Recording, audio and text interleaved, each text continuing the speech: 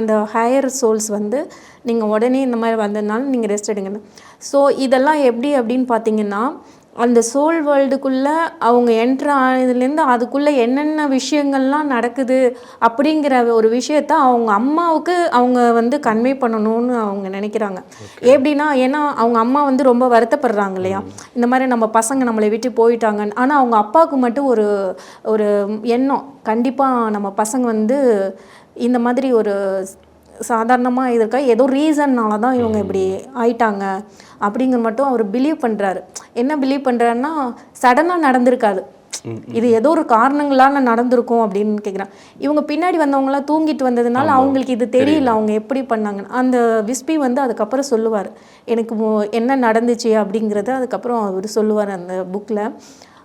அப்புறம் பார்த்திங்கன்னா, அவங்க அம்மா அப்பா வந்து ரொம்ப மன உளைச்சலில் இருக்கும் போது அவங்க என்ன பண்ணுறாங்க அப்படின்னா, கடவுளே இல்லை போல், எல்லாம் வந்து நம்மளை இப்படி ரொம்ப கடவுள் சோதிச்சிட்டாரு அப்படின்னு சொல்லி ரொம்ப அவங்க ஃபீல் பண்ணிகிட்டு இருப்பாங்க.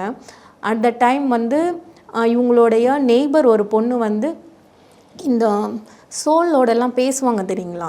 ஆமாம்மா, பொதுவாக இறந்தவங்க கிட்ட இது பண்ணுவாங்க, அவங்க ஆவியை வர வச்சு பேசுவாங்க இல்லையா, அந்த மாதிரி ஒருத்தவங்க இன்டர்மீடியேட்டர் ஒருத்தவங்க வந்து இந்த மாதிரி விஸ்பி அண்ட் ரத்துங்கிறவங்க வந்து அவங்க அம்மாவுக்கு ஒரு சில மெசேஜஸை கன்வே பண்ணணும்னு அவங்க சொல்கிறாங்க அப்படின்னு சொல்லும்போது, அவங்க யாரும் எனக்கு தெரிலன்னு சொல்லும்போது இவங்க வந்து சொல்கிறாங்க, இந்த நெய்பர் அவங்க வந்து இந்த மாதிரி உன்னுடைய சன்னோட பேரெலாம் சொல்லி அவங்க வந்து கேட்டாங்க அப்படின்னு. அப்போ அவங்கள போய் அவங்க பார்க்கும்போது அவங்க வேற ஒருத்தவங்களை வந்து பார்க்க சொல்லி சொல்கிறாங்க. இப்போ அவங்க வந்து சொல்லி கொடுக்குற சில விஷயங்களை வந்து இவங்க பண்ணும்போது தான் அந்த விஸ்பி அண்ட் ரத்து அப்படிங்கிறவங்க வந்து அவங்க அம்மா கூட வந்து சொன்ன விஷயங்கள் பேசுவாங்க. அது வந்து ஆட்டோ ரைட்டிங்னு சொல்லுவாங்க. அது ஆட்டோ ரைட்டிங்னா தானாக எழுதுறது. அதாவது அவங்க வந்து மேலேருந்து அவங்க வந்து அவங்க அம்மாவோடைய இதில் வந்து உட்காந்து அவங்களே எழுதுறது. அதுக்கு வந்து என்னன்னா, அந்த சோல் வேர்ல்டில் நம்மளை விட சூப்பர் சோல்ஸ் எல்லாம் இருப்பாங்க இல்லையா, சூப்பீரியர் சோல்ஸு, அதாவது டெவலப் ஆன சோல்ஸ் எல்லாம் இருக்காங்கல்ல, அவங்களோட பெர்மிஷன் அங்கே வந்து நம்ம நினச்ச மாதிரிலாம் வந்து எந்த விஷயமும் வந்து பண்ண முடியாது.